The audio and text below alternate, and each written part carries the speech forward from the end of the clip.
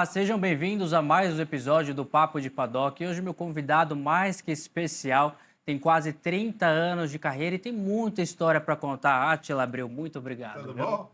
Como é que você tá, meu Tô querido? ótimo. Átila, vamos começar contando um pouquinho aí. São quase 30 anos, é muita coisa. Como é que você faz um balanço aí de toda essa história? Nem parece que é tanto assim. Não, já Você tá falou agora conservado. que eu fui me dar conta, comecei a fazer as contas aqui. Passa rápido, né? Passa rápido, tem muita história pra gente contar hoje aí, né? Passa. Começando já do kart aí, como é que foi essa? Porque você não vem de família que tá envolvida com automobilismo, né? Não, muito pelo contrário. Ninguém na minha família. Meu pai sempre, como um bom brasileiro apaixonado por carros, sempre gostou dos carros, tudo, mas não tinha condições financeiras, tudo. Na verdade ele queria me colocar no esporte, né? E aí um amigo dele, que era mecânico de jet ski, falou: pô, leva eles, tinha coisa de kart, tudo. Meu pai me levou em Itu, eu sou de Sorocaba, interior de São Paulo, e aí eu gostei, ele me colocou numa escolinha com o Vitão na kart Zoom, gostei, e aí comecei a brincar, comecei a treinar e tudo mais. Você chegou a fazer uma faculdade de administração, inclusive, né? Fiz de administração de empresa, mas não é o que eu queria fazer, mas fiz. Engenharia? Engenharia civil. Ia pilotar de qualquer jeito, brincadeira, os Ubers aí, tá brincando. Mas você acha que, olhando assim para essa tua escolha, foi uma escolha assertiva ou você mudaria? Faculdade? Exato. Não, eu teria feito engenharia civil. Teria mantido mesmo assim? Porque você é empresário, né? Sou. Quantas empresas você tem? Ah, depende, né? Colocar. Não, mas na verdade, basicamente, estão em dois negócios, né? Primeiro, que fora a questão de piloto, eu tenho uma empresa de eventos, então eu acabo fazendo bastante eventos relacionados com corrida. E a outra, que é o Bandeiras, que é um centro empresarial, né? Que aí, basicamente, são locação de imóveis. Falou do Bandeiras, né? Uma vez eu lembro que você comentou por cima e parece que é um espaço super bacana, grande, que dá para explorar diversos setores, assim, várias empresas se conectarem. Você pretende criar talvez outras unidades? Olha, primeiro precisamos terminar essa, né? O Bandeiras, ele surgiu de uma maneira bem curiosa, né? Porque minha família tinha uma confecção e infantil, e aí essa confecção precisava centralizar. Ela estava em 4 unidades, a gente precisava centralizar. E, e aí, procurando um espaço, a gente achou o espaço que hoje é o Bandeiras. Era uma indústria têxtil que chamava Metidier, e ela já estava desativada há cerca de 10 anos, né? Então é um imóvel que estava abandonado. E a gente conseguiu levar a confecção para esse ponto. Passou 2, 3 anos, eu arrumei um patrocinador para a Stock Car, que era do grupo Morena Rosa, e a gente acabou vendendo a empresa para eles. Então, vendi para um patrocinador, e aí a gente começou, com o prédio, desenvolver um centro logístico, que na época, a gente está falando ali de 2009, mais ou menos, esses condomínios logísticos e tal, estava começando lá fora, aqui no Brasil ainda não tinha muito, então a gente tentando ser meio vanguarda, começou a desenvolver dessa maneira, né, trazer mais empresas para dentro, construir num terreno que tinha um prédio maior, tudo.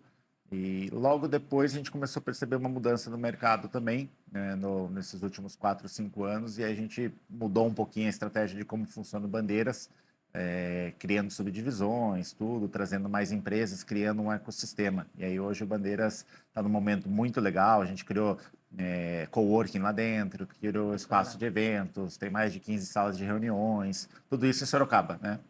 Na região de Sorocaba, na verdade, porque o empreendimento está em Votorantim, bem 500 metros de Sorocaba. E aí o Bandeiras hoje tem um grande ecossistema, mas para isso a gente precisou ir reformando vários prédios, se adaptando a esse novo cenário e tudo mais. Então, Eu vi algumas fotos, ele é super personalizável, tem teu isso. carro lá dentro, Eu né? criei várias. Porque, como eu tinha muita coisa da minha carreira, né? Eu sempre, desde o começo, guardei todos os troféus, guardei todos os macacões. Então, sempre gostei disso, daí todos os meus capacetes. A primeira coisa que a gente fez foi criar um coworking temático. A gente queria, estava começando esse negócio de coworking e tal. Eu fui entender como funcionava esse business. E aí a gente montou, replicou ele lá dentro do Bandeiras, que deu super certo, foi super bacana, mudou um pouco o conceito do que era o Bandeiras, né? E o fato de você ter um carro de corrida que tem um simulador dentro, todas as histórias, todos os troféus, os capacetes, enfim, cria uma atmosfera bem legal, né? Bem bacana. E agora, nesse novo espaço de ampliação, eu peguei o Fórmula 3 que eu corri, pendurei ele na parede, tem a BMW M4 GT3, que é a única aqui na América do Sul e Central, provavelmente, pelo que eu sei, que eu corria com o Léo Sanches, é um carro dele, e aí esse carro a gente não ia disputar o ano, a gente colocou lá, então tem o patrocínio da MS Farmacêutica, que é o principal patrocinador, né? Então fica também de uma maneira como uma exposição. E aí criei um espaço de eventos para 300 pessoas.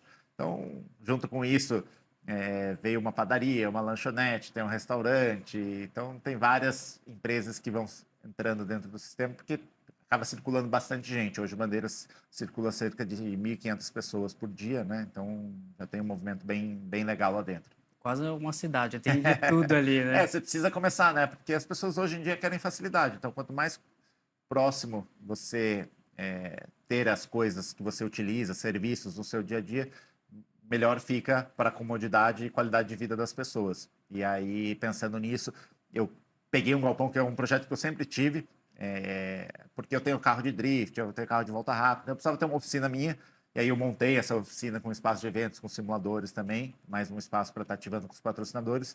E junto com isso, a gente montou uma barbearia, que é a WM Vintage Club. Ela ganhou por 3 vezes a melhor barbearia do Brasil. Nossa, E a sede dela é em Sorocaba, né?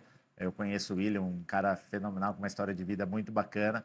Eu fiz o convite para ele, ele aceitou na hora. Então agora tem uma barbearia lá dentro. Então tem várias coisas acontecendo, está num momento bem legal. tudo que você precisa tá ali dentro. Isso é ótimo. Ainda não tem tudo, mas se quiser, Mas tá quase, mas né? se você quiser montar algum negocinho lá dentro, eu já alugo espaço para você. O empresário falando aqui agora. Ó, Atila, essa parte onde está o carro, tudo é aberto à visitação? É aberto. Na verdade, você precisa ligar no Bandeiras, marcar um horário e a gente recebe. Porque como você tem uma portaria controlada, você não consegue chegar lá e simplesmente entrar. Segurança Né? também, Isso. né? É uma das coisas que a gente tem como prioridade, né? Mas consegue sim. É aberto. É simplesmente se identificar. Pode entrar pelas redes sociais do Bandeiras, que é Bandeiras Empresarial, e falar com as meninas lá, marcar um horário, tudo, que o pessoal vai receber. Agora deixa eu te falar, tá ficando cada vez mais complicado para o homem brasileiro competir com você. Piloto de avião, piloto de carro, empresário, mulher bonita. Cara, tá muito difícil, não dá pra continuar assim. Tem que dividir um pouco desses talentos aí. Cara, como foi para Eu você, sou o Rodrigo Hilbert das Rodrigo? pistas. Por enquanto, teu Eu só perfil. não sei fazer móvel, eu não sei, eu só sei carro de corrida. Não, você começar a construir imóvel, acabou pra Eu gente sou aqui. bonitão que nem ele, mas tá bom. Começar a construir imóvel, fazer. Você cozinha? Não. Ah, então, Aí, duas ó, coisas viu? Já já. não sei construir as coisas, já não sei cozinhar, já Dois, caí, dois pontos de vantagem aí. já caí do conceito. Mas barco você dirige, pilota avião, o que mais? Caminhão. Caminhão, ônibus, carreta, moto, carro. Não dá. Se mexer, eu tô pilotando. Se andar, a gente pilota. Eu sou um cara que tem bastante curiosidade, né? Então, assim, a maioria dessas coisas eu acabo nem utilizo no dia a dia, mas eu sempre tirei a carteira porque eu quis aprender como que funcionam as coisas e tal. Então eu sou um cara curioso nesse sentido de saber como que as máquinas funcionam, como que é pilotar. Já corri de várias categorias, às vezes que nem é tão usual para aquilo que eu faço, que é competir de Stock Car, né? Já corri de rallycross, já corri de super trucks, que são aquelas caminhonetes que pulam. Então eu gosto de ir aprendendo um pouco as coisas.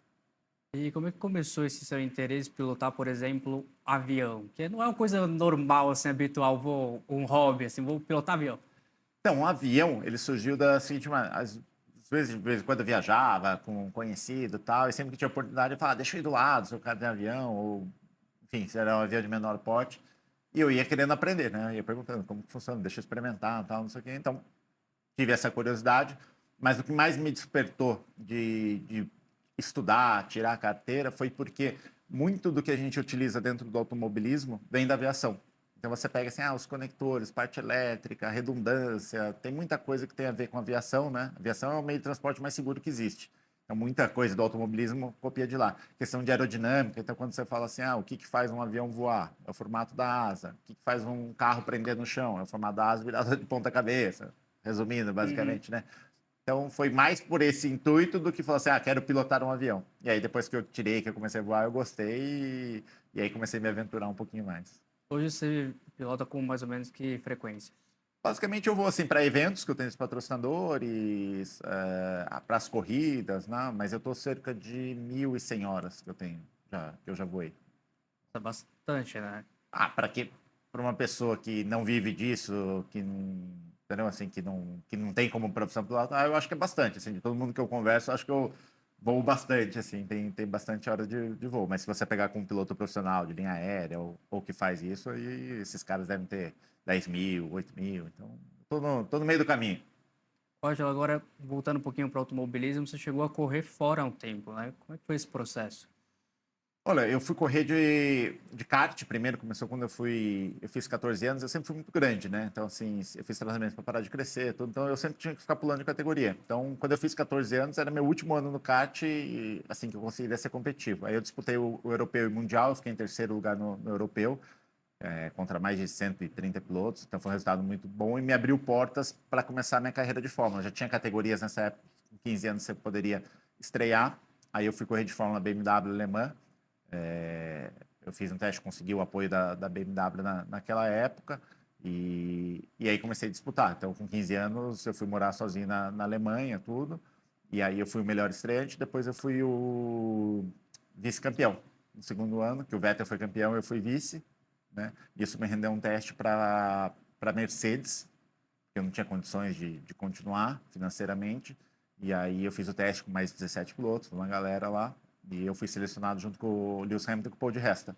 Eu tinha o apoio da Mercedes, aí eu corri de Fórmula 3 europeia, e logo depois disso eu já estava muito grande, já tinha passado aí, já estava com 1,90 m, tudo, estava cada vez mais difícil de ser competitivo. Eu acabei voltando para o Brasil, e aí fiquei 2 anos sem correr até estrear no Stock Car. Para quem não tem tanto conhecimento, assim, questão de altura, etc., o que que atrapalha de fato você ser tão alto dentro do automobilismo? Basicamente assim, porque os carros de Fórmula foram feitos para pessoas pequenas. Você se daria muito bem, assim. Olha, Pô, eu tava é, é olhando um, a el- gente aqui na é um TV aqui. Ó, elogio. um elogio, lógico. Ah, então obrigado. Tava aqui olhando, eu adoraria ter a sua altura. Eu tava olhando na hora que os meninos estavam filmando aqui o meu tamanho pro seu aqui. Eu falei, nossa, se eu fosse pequenininho assim, ia me ajudar muito Você no sabe, carro deixa eu de confessar para corrida. você, eles estavam mexendo a cadeira aqui, era justamente porque você é extremamente mais alto que eu Tinham que aqui, fazer um plano pra você para tentar me ficar afastar mais, daí. mais ou menos ali equiparado. Então sempre me prejudicou. Primeiro que assim, os carros foram projetados para um cockpit menor, né? Para uma altura padrão, ali de 1,70, 1,75. Então toda vez que eu entro num carro de corrida, para mim é muito apertado, é desconfortável, sabe? Você fica dolorido e tudo mais. E aí na parte técnica, muda muito a questão de centro de gravidade, principalmente quando você fala de Fórmula, que são carros mais parecidos com Fórmula 1, com a roda aberta e tudo mais, né? Você tem as categorias de Fórmula, que é esse formato, e os carros de turismo, que é Stock Car, DTM, NASCAR, enfim, que aí são carros mais parecidos com um carro de rua. Como você Fórmula, que você tem os carros cada vez mais rápidos, quando você muda o centro de gravidade para cima, que é o meu caso de ser um piloto alto, vou colocar de uma maneira genérica, é como você pilotasse tivesse num ônibus, e o ônibus tende a rolar bastante, sabe? O ônibus é lento, Entendi. e um carro que é muito mais ágil, porque aí você tem uma diferença de tamanho, centro de gravidade. Então, quando você tem o centro de gravidade mais alto, o carro tende a ter um deslocamento de peso muito maior, e aí fica mais difícil você fazer um acerto do carro e tudo mais. Então, basicamente, tentando explicar em linha simples aqui, é isso que prejudica. E aí, quanto mais rápido o carro, maior é essa diferença, mais isso atrapalha. Também tem a questão do peso Tem também. questão de peso também. Então, assim, eu quando corria de Fórmula, eu tinha 4% de gordura no corpo, pesava 92 quilos. Então, você pega um piloto hoje na Fórmula 1, ele é pesado se ele tiver 75 quilos. E E aí tem que tem muito a ver compensar o com... peso do carro também, com base no E peso do aí, no piloto, categoria né? carro de Fórmula, você não consegue, né? No carro de turismo é mais fácil de você ter essa distribuição de peso e tudo mais. Então, ia complicar cada vez mais, né? Uma coisa que fisicamente, eu fiz tratamento para parar de crescer, eu ia ter 2,04 m, então assim, eu parei com 1,90 m, mas minha estrutura óssea, tudo, sempre foi muito grande, né? Então, Foi mais desenvolvido, né? sempre... Acho que você corria de Fórmula, parou 2 anos e aí foi pro turismo, é isso? Aí porque assim, eu tinha sonho, chegar na Fórmula 1, então, quando eu voltei, eu falei, eu não quero mais saber de automobilismo, né? Então, até foi um jeito de bloquear aquilo na minha vida, tal. Aí eu fui voltar a estudar, que eu tinha parado de estudar, tal. Fui começar a terminar o colegial, aí comecei a fazer faculdade. E aí tem o Djalma Fogaça, que corre de truck, que é da minha cidade lá. O Djalma falou, pô, você tem que voltar a correr, tá? Começou a conversar comigo. Aí eu tinha amizade com o Ingo tava para parar também, me incentivou. Aí eu fui fazer um treino em Londrina, com aqueles ômegas ainda, com os carros mais Uhum, antigos. o Puta, antigo, é. adorei, voltei feliz da vida. Eu falei, putz, é isso que eu gosto de fazer e tal. E aí consegui estrear no Stock Car. E como é que foi esse processo de transição? Porque você estava ali correndo de Fórmula, que é um modelo de carro, fica 2 anos parado e quando você volta é um carro totalmente diferente.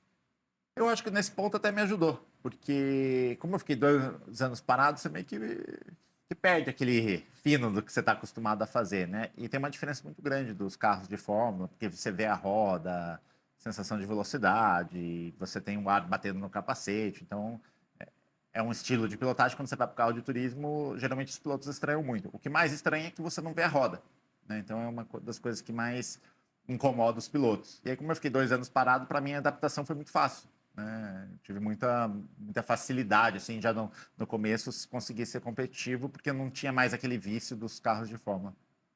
Você falou da Alemanha, você sobreviveria num porão?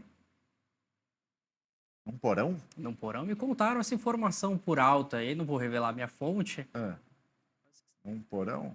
Porão, você sobreviveria morando num porão? Ah, eu acho que o ser humano ele costuma se adaptar. Eu não morei num porão.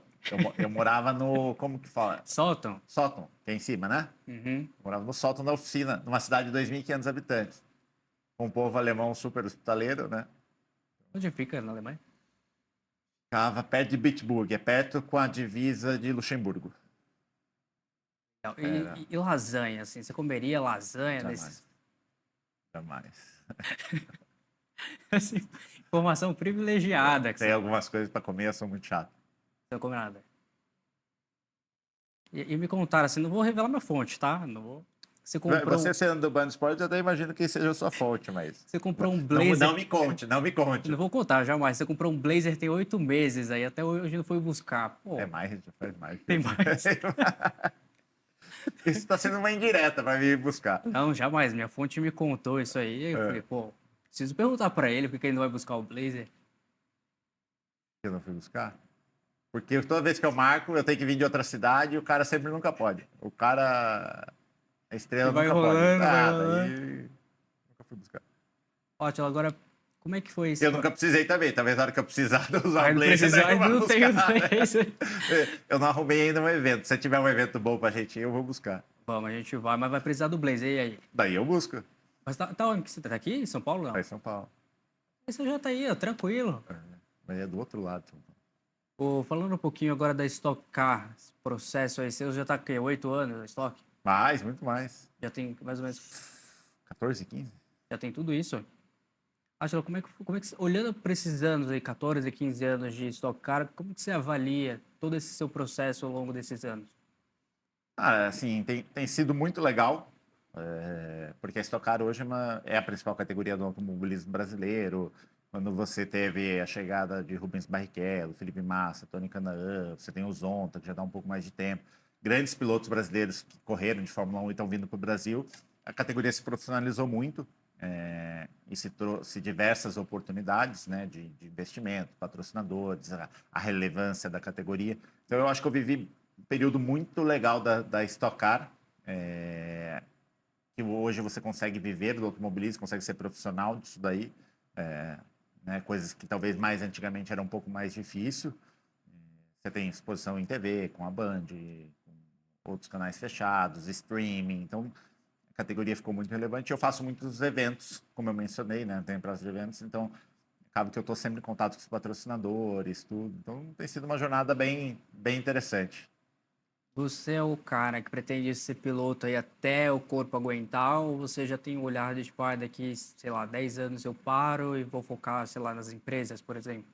Eu acho que assim, eu penso, vai ter um fim, né? Eu não vou conseguir ser piloto até os 60, 70 anos de idade, né? Hoje acho que a gente tem um piloto mais velho, é o Rubinho, que deve estar com 52, 53, acho que é 52, e está super competitivo. Eu acho que a gente tem que pilotar enquanto estiver competitivo, né? Quando você sentir que você pessoalmente não consegue mais ser competitivo, acho que já é um bom momento de parar.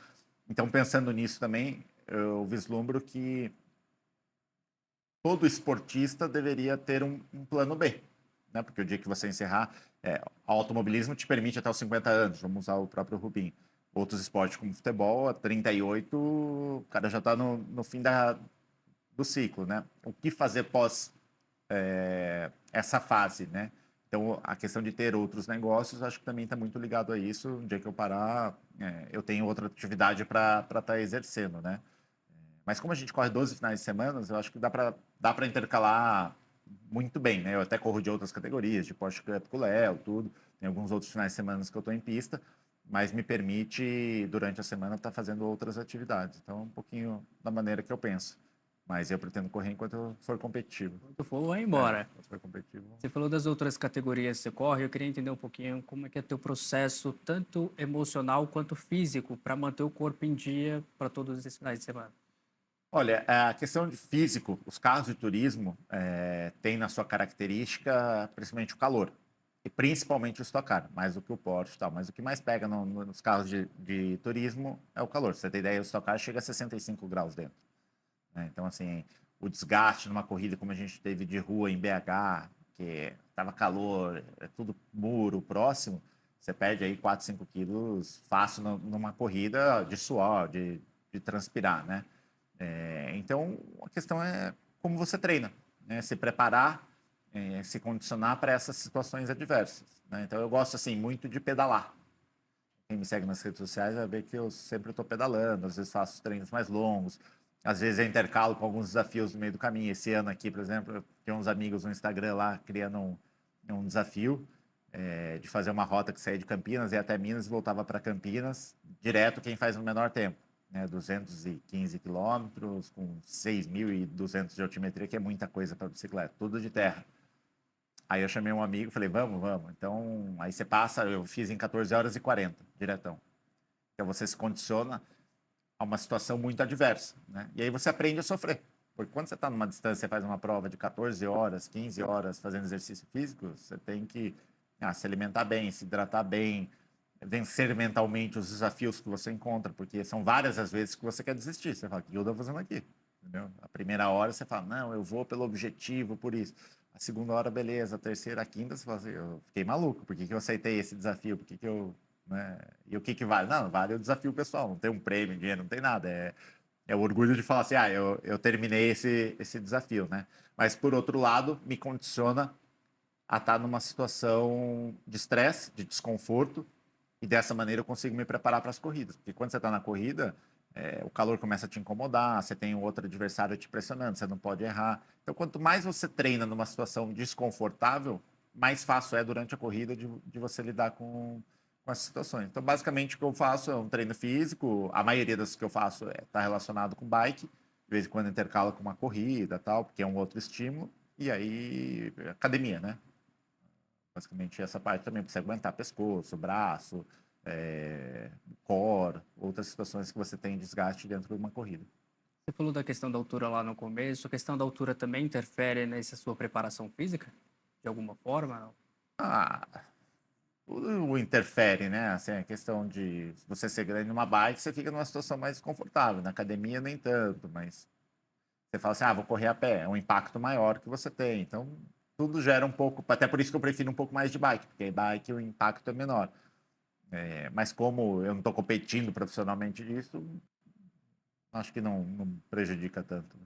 Ótimo, uma vez você comentou sobre NASCAR, você tinha vontade de correr NASCAR. Você já realizou esse seu sonho? Tem vontade ainda? Olha, eu tenho.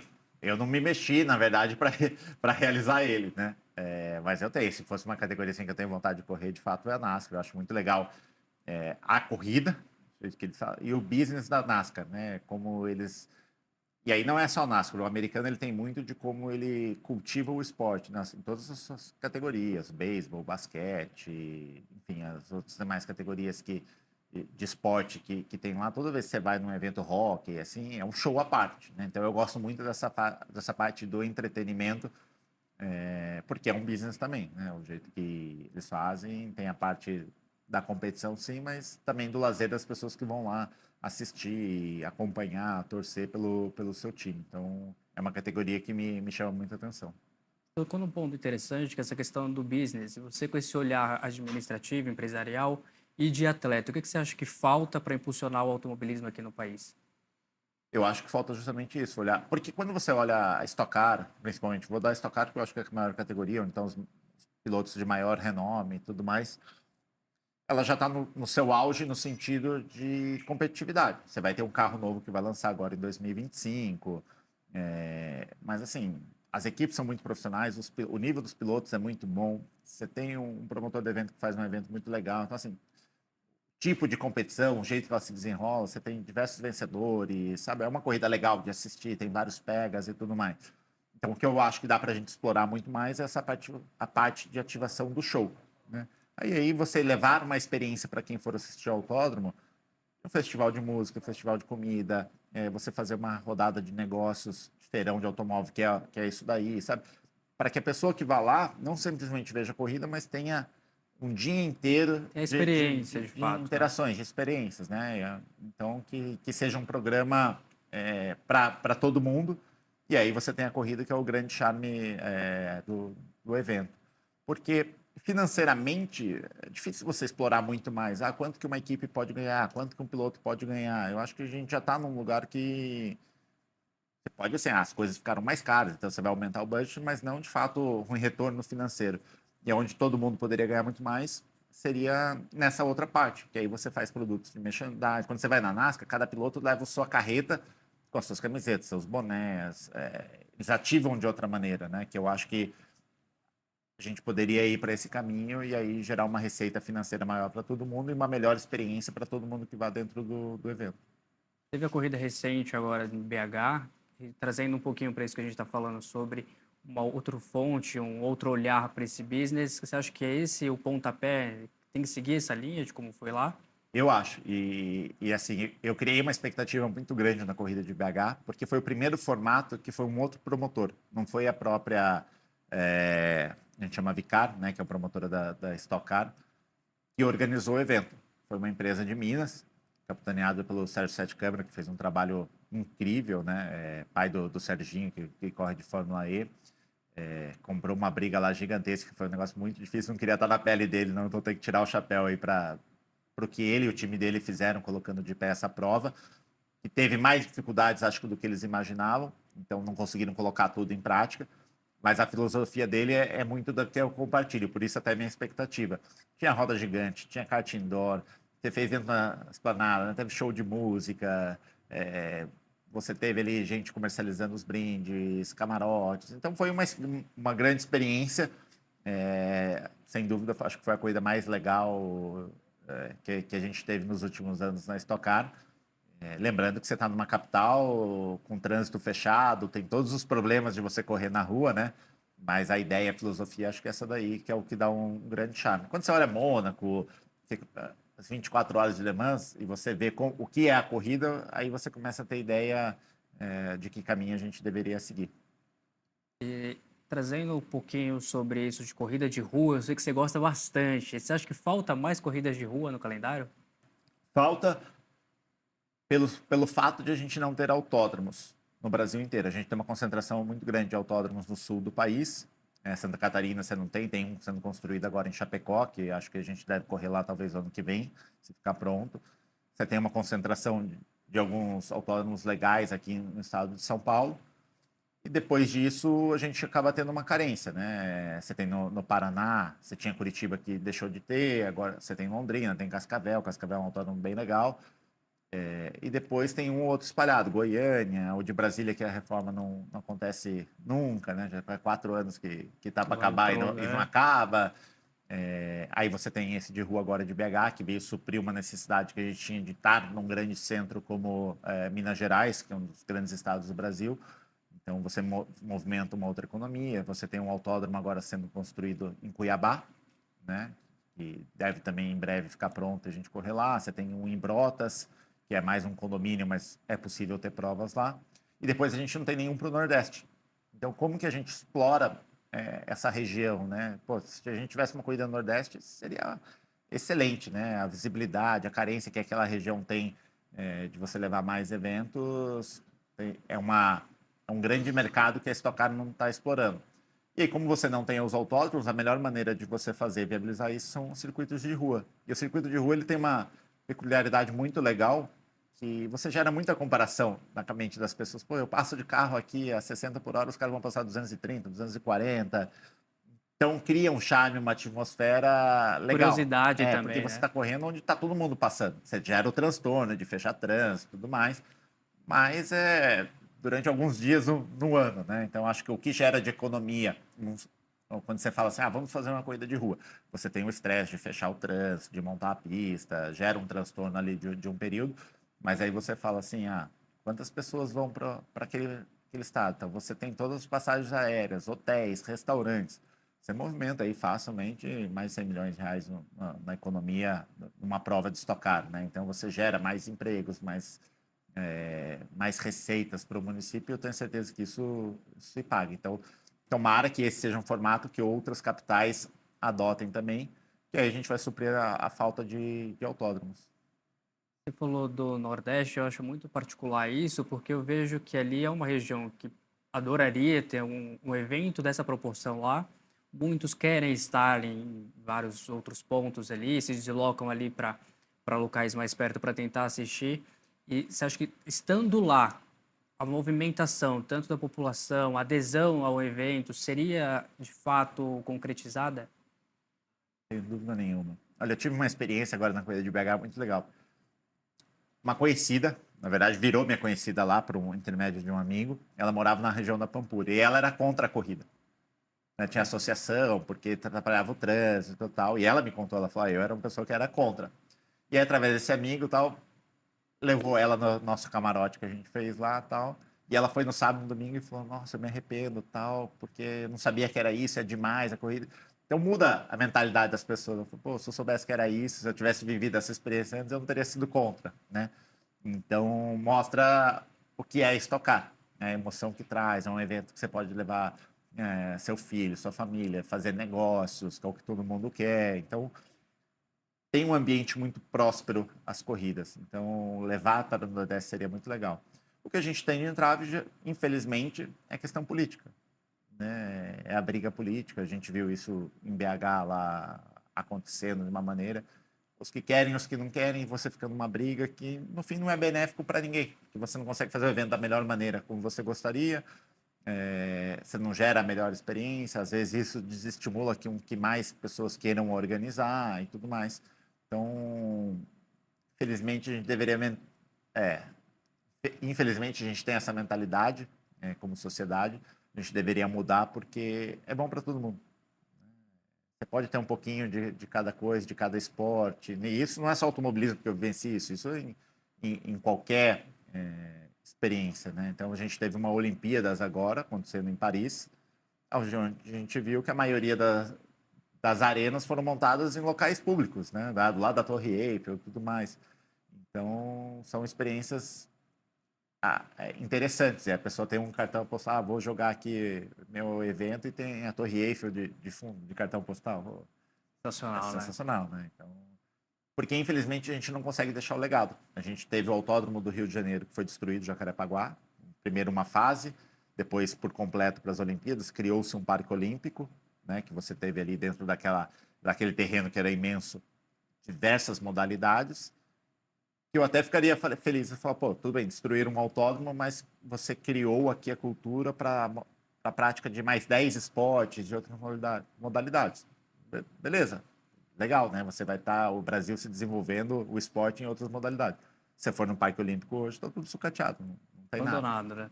Então, assim, acabaram com o autódromo, que ninguém consegue competir, e aquela 10 arenas que foram criadas, nem sei se o número é esse, mas tudo que foi criado lá hoje não serve de nada. Virou ruína. Que legado que a gente teve. E a gente vê um crescimento, um interesse muito grande, principalmente de jovens agora, buscando cada vez mais o automobilismo. Porém, ainda é um esporte muito caro. Como é que você avalia, como você enxerga o automobilismo daqui talvez 5 anos? Olha, eu acho que nessa parte vai continuar sendo o que sempre foi, né? O automobilismo não tende a ficar mais barato, né? Então é um esporte de fato com um custo mais caro, então você tem menos pessoas olhando para ele para começar pela dificuldade. É diferente você falar assim, ah, vou jogar futebol, você compra uma chuteira, uma luvas, uma bola, você já consegue jogar, né? Tendo um terreno, você joga. Então a prática é muito mais simples, digamos assim. Mas o que eu acho que pode mudar é o jeito que a gente olha como sociedade para o esporte. A grande diferença está aí. Porque você olha assim, o Vettel, eu corri com ele, corri com o Hamilton. Eles vêm de família humilde. Como que eles se tornaram piloto e a gente não consegue aqui? Pela cultura do país. porque eles começaram a ter apoio de grandes empresas, patrocínios, quando eram garotos de 7, 8 anos. Precisa apoiar o esporte na sua base, para que você incentive cada vez mais, né? Ter projetos que permitam isso daí. Infelizmente, a burocracia que às vezes a gente tem não faz com que as empresas consigam fazer, ou o governo deveria olhar para isso de uma maneira diferente, colocar mais recursos dentro do esporte para que a gente melhore como sociedade, porque o esporte não é só assim a prática do esporte. O esporte resolve muitos problemas da sociedade. Você gera qualidade de vida, você afasta as crianças das drogas, né? Cria a questão de responsabilidade, competitividade, aprender a ganhar, a perder, respeitar o próximo. Então, assim, te ensina muito o esporte, independente se você vai ser um profissional daquela modalidade ou não, né? Mas eu acho que a prática de esporte é benéfica.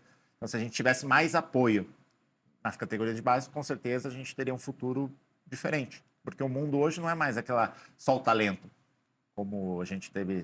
A gente acho que teve uma época que teve um terço do grid, ou um quarto do grid da Fórmula 1, se não me engano, que era de brasileiros, né? Que a gente sempre foi um povo talentoso e tudo mais. Mas depois, quando as coisas foram ficando mais, cada vez mais competitivas, digamos assim, né? Que você tem mais acessos a tecnologias, você tem mais gente analisando dados, tal. Não é mais só a técnica ou a habilidade que resolve.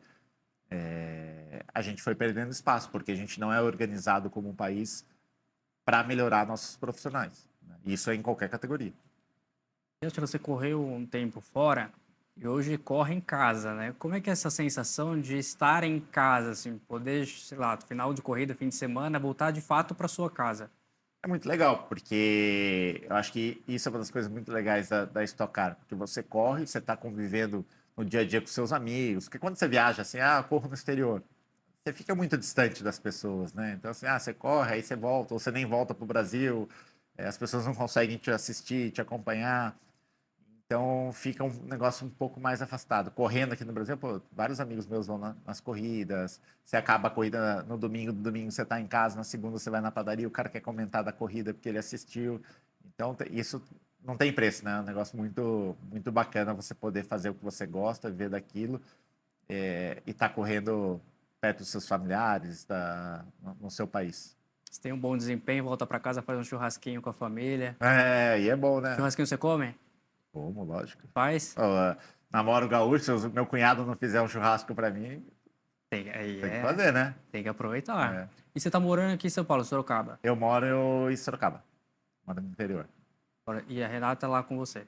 A Renata mora em São Paulo e eu venho, fico, vou e volto, vou e volto, vou Vai e e volto. volta. É. Tá certo. Agora, me diz uma coisa, Átila. São Paulo ou Inter? É. Essa é a sua resposta. Inter? Tá com medo de chegar em casa e cartão Não, não, não, vermelho? não, porque assim, eu sou São Paulino, né? Então, assim, eu gosto de São Paulo e tudo mais.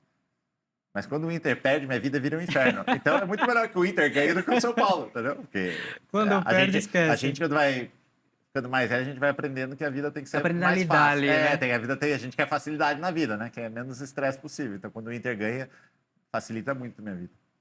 Pode agora voltando mais ainda para tua vida pessoal, continuando, na verdade, esse caminho. Quem é o Átila fora das pistas? O que você gosta de fazer? Seus hobbies? Meus hobbies acho que a gente já falou aqui. Eu gosto de pilotar avião, gosto de pilotar drone, Hobby simples, né? gosto de andar de bike, futebol não, porque eu sou horrível. Lego, Uno. Lego eu gosto. Apesar que faz tempo, não tá faltando um tempo de. Porque Lego você tem que sentar e. Tem que ser aquele dia Leva um chuvoso, né? tempo. Dia que tá chovendo e tal, aí você começa a montar. Eu tenho alguns guardados, a maioria de carros, mas ainda não. Tem vários para montar assim que eu gostaria. Mas eu acho divertido, porque apesar de ser um Lego, é aquele negócio de como que eu monto as coisas, da curiosidade, de interpretar um manual. Eu acho legal. Isso daí treina concentração, foco, né? Queira ou não queira, você está fazendo um negócio de lazer, mas está treinando de alguma maneira. Qualquer outro, você falou? A Uno? Uno. Uno faz tempo que eu não jogo. Uno, Renata me contou que tenta Cansei ganhar de, de você todas cansei as de ganhar vezes. dela, daí perdeu a graça, ela não quis mais jogar. Ela falou que já desistiu, que ela Então, tenta, daí tenta, paramos de tenta. jogar. E Lego, qual foi o maior que você montou? O maior que eu montei foi o Bugatti Chiron. É Tem toda 4 uma mil. concentraçãozinha. Agora eu tenho um que eu comprei esse eu não montei ainda. Tem 9.000 peças, se eu não me engano, que é o Titanic. Caraca, é E eu não muita montei pelo coisa. seguinte: agora que eu montar, onde que eu vou colocar? A Renata me mata se eu colocar o Titanic no meio da sala. É muito grande. Ele tem 1,5 m, assim. Eu vi um montado uma vez. Cara, é muita coisa. Agora, Átila, olhando assim para o seu futuro, na verdade, tem alguma coisa que você acha que ainda falta conquistar, que você está nesse O objetivo? título vai estocar. Não. E no passado, teria algo que você faria diferente? Não teria deixado escapar o título da Stock Car. Porque quando eu fui vice-campeão, eu liderei quase que o campeonato todo. E eu acho que a gente perdeu por falha nossa. Entendeu? Assim, a gente comeu bola como equipe, né? Como um todo, a gente comeu bola em algumas oportunidades, aquela que você não pode desperdiçar, sabe? E aí fizeram falta no final e acabou nos custando o título. Então, acho que eu teria feito diferente algumas coisas durante aquele ano que teriam me ajudado a não desperdiçar essa chance. Naquela época que você ficou ali 2 anos parado, como é que foi para você se manter com o psicológico assim, tranquilo de ter pausado ali? Uma pausa, né, que você tomou depois. Foi legal, porque como eu voltei a estudar, eu fiz também algumas coisas que eu não tinha feito, né? Porque eu fui com 15 anos morar na Alemanha, né? Numa época que assim, a internet era discada e tudo mais, então você não tinha contato direto com as pessoas, era difícil ter um celular. Então, quando eu voltei, eu pude sair à noite com os amigos, sabe? Eu tinha acabado de tirar a carteira, então estava naquele negócio de pilotar carro e tudo mais. Então foram 2 anos que eu aproveitei para fazer outras coisas que eu não tinha feito até então.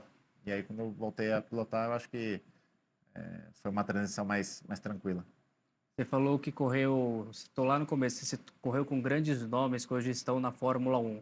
Fórmula 1 era seu sonho, assim, Era meu sonho. tá certo? Acho que todo. Se você for no cartódromo lá e falar com uma criança e perguntar qual é o sonho dela, vai falar que correr de Fórmula Fórmula 1. 1, né? Então, não tem como, né? Eu acho que é a categoria mais desejada pelo glamour. Não sei se é a mais legal de pilotar, por questão de competitividade e tudo mais, mas com certeza é o auge, né, do automobilismo, é a Fórmula 1. Então é onde todo mundo Você quer. sente que isso está mudando hoje em dia com essas novas categorias que estão vindo? Eu acho que assim, chegar na Fórmula 1 não é só o talento. Eu acho que tem muita gente boa que ficou pelo caminho, que eu vi correr e que não chegou na Fórmula 1 e tudo mais. Chegar na Fórmula 1 tem várias coisas que tem que se alinharem, né? Chegar na hora certa, na hora certa. Às vezes você pode chegar e não ter a vaga aberta, porque você tem os ciclos ali que vários pilotos ficam por muito tempo, né? Você pega o próprio Alonso. O Alonso acho que já passou uns 3 ciclos lá e continua correndo.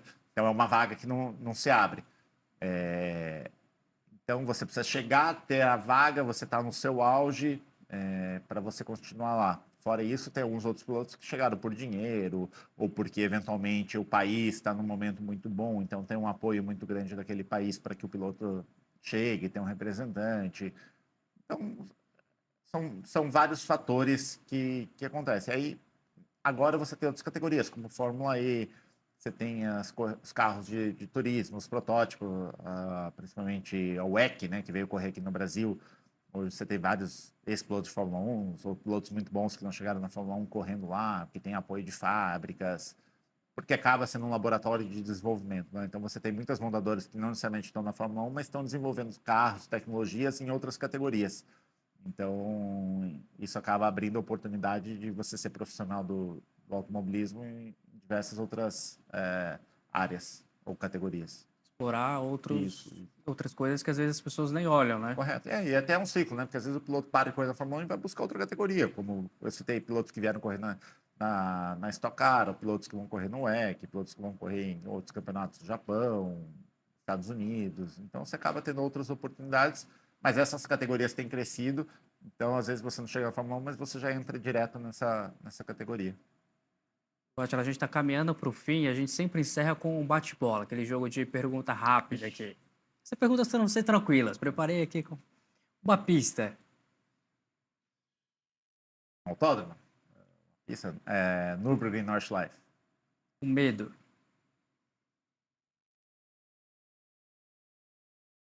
Não poder mais pilotar. Um hobby. Tá de bike? Superpoder. Fazer as mulheres concordar com a gente. Ah, então, esse você quer esse meu superpoder também. Todo mundo quer o superpoder dele. Um lugar no mundo. Um lugar no mundo?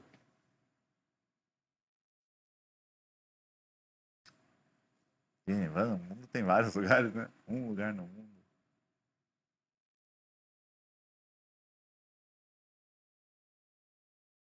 Um autódromo. Mas tem que ser específico ou não? Você que sabe. Não, vamos falar um local. Maldivas.